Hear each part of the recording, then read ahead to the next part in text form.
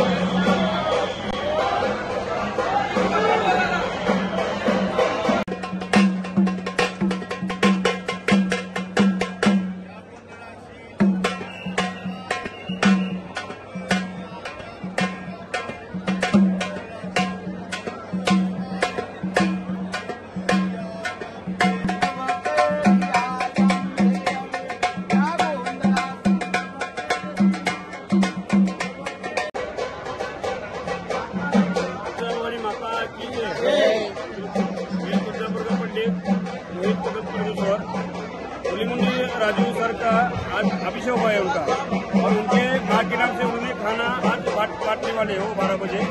और आज उनके परिवार की ओर से महापूजा का पूजा करा गई है।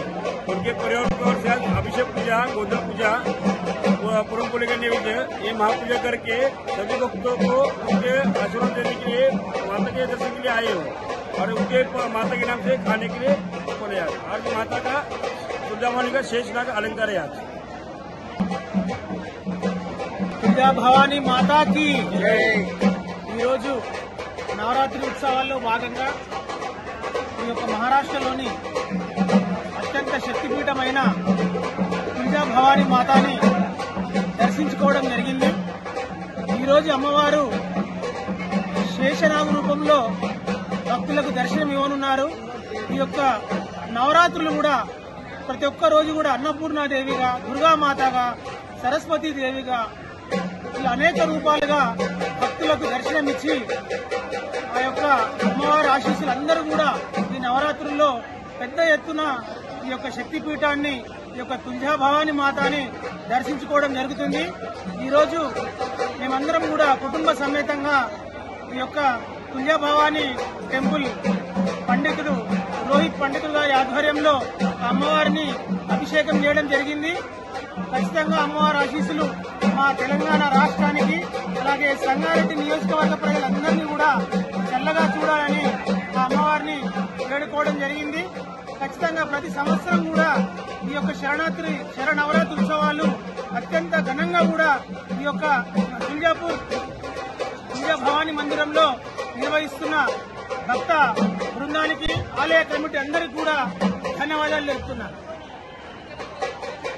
భవానీ మాతాకి, భవానీ మాతాకి.